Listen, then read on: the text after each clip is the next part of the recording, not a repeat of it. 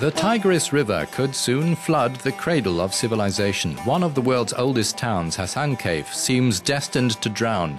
Turkey is pressing ahead with building its controversial Ilisu Dam in the east of the country near the border with Iraq. According to the plans, Mehmet and his friends won't be playing here much more. Their home, one of Turkey's most famous historical sites, is to be covered by a 300 square kilometer artificial lake, including the 15th century minaret.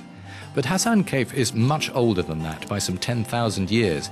Damming the river will leave ages of archeological treasures unexplored and force social sacrifices as well. Many families will migrate, effacing long traditions. Mehmet is a Kurd. When the water covers our town, my family will be forced to move to the big city, Batman. I'm afraid of the flood that's coming. We're very sad about it because after the dam is built, the historic Hasankeyf mosque will be underwater. We'll not be able to see the minaret anymore.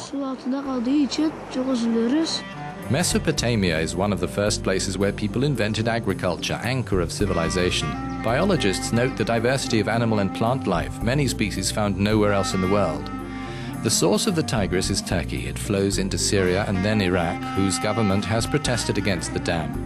The 135-meter barrage will be linked to a 1,200-megawatt power station, but 75 villages will disappear underwater. Another 100 villages will be partly affected. It means many people must move. We drive to Batman, the oil capital of this Kurdish-populated part of Turkey. The governor says the dam will bring modernity and welfare.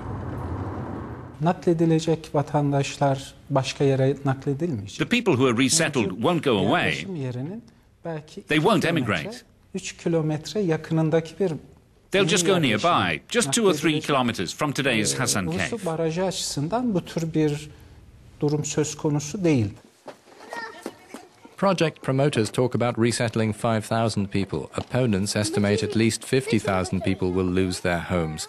According to some assessments, 85,000 people will be deprived of their livelihoods by the flooding. Hasankeyf, for instance, depends on cultural tourism, both domestic and foreign from Europe, Israel and Asia. No more guiding visitors.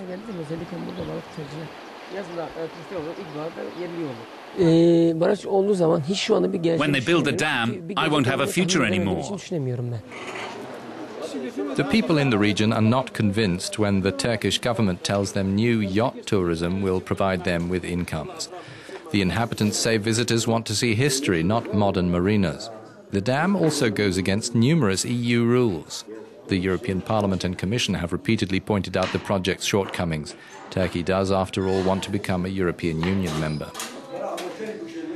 A weaver used to travel for 10 days by river from Hasankeyf to Baghdad to sell his carpets. Faris Ayhan is passing on his third-generation weaver's knowledge to his son, but the Ilisu Dam threatens radical changes for them and others in the same boat.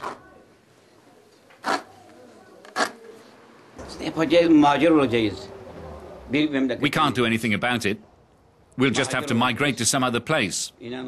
What else can we do? We'll just have to go. They can build the dam, but I just want them to build it so it doesn't submerge and destroy our town. What about transplanting cherished sites to a higher place? Some experts rule this out as simply impossible. Most of the architectural treasures, such as the 15th century tomb of Zeynel Bey seen here, or the old baths, minarets and medieval bridge, are not made of blocks, but out of small stones or brick.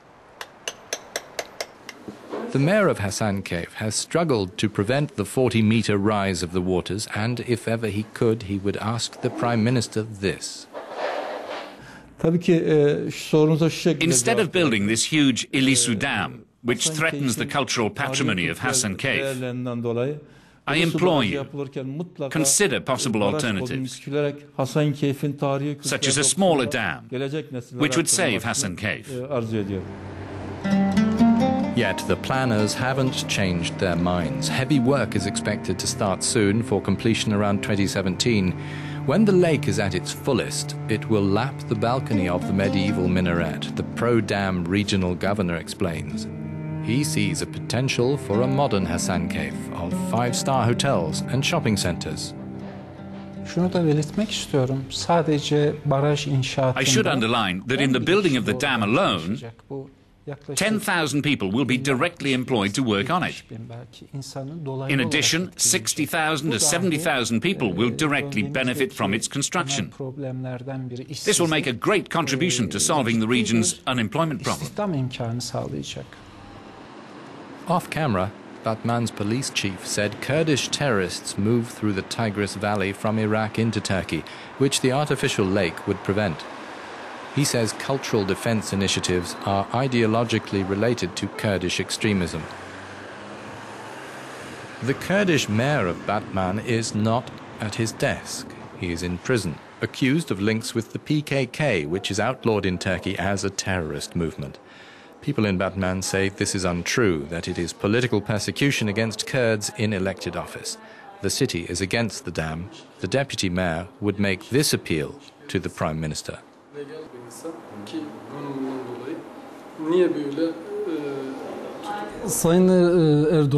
Mr. Erdogan, I think you shouldn't waste and destroy 10,000 years of the history of mankind. All this heritage lost just for 50 years of electricity production. This ancient history could last for thousands more years if you don't sacrifice it for this dam project.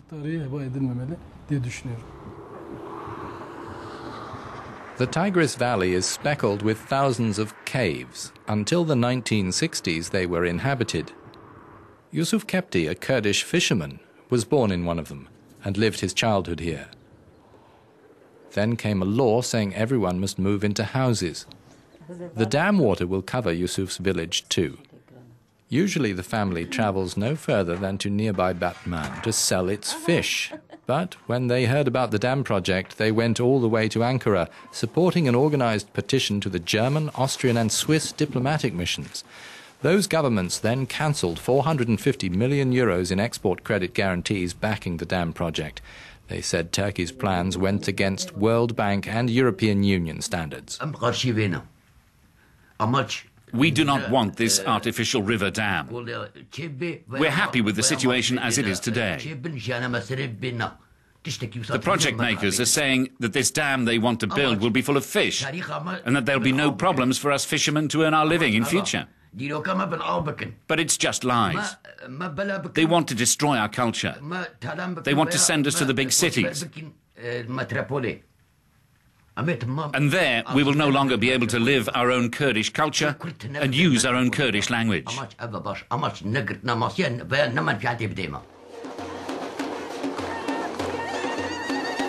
Many in Hasankeyf celebrated International Women's Day by demonstrating against the planned flooding. Lawyer Ayla Akat represents Batman in the Turkish parliament. She's in the Peace and Democracy Party, which replaced the pro-Kurdish DTP, which was banned by the Constitutional Court in December. When the government asks for UNESCO World Heritage recognition, it should include Hasankeyf. It meets the criteria. I can't apply personally, only the government has the right, and yet does not.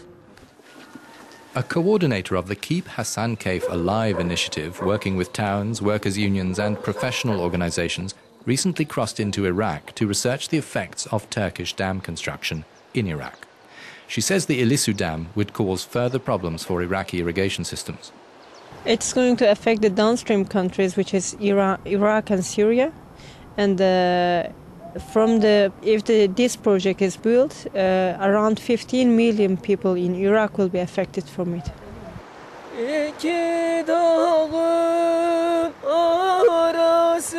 Just a few days ago, the European Parliament reiterated its concern about resettling the people of Hasankeyf, urging that the Ilisu Dam project be frozen.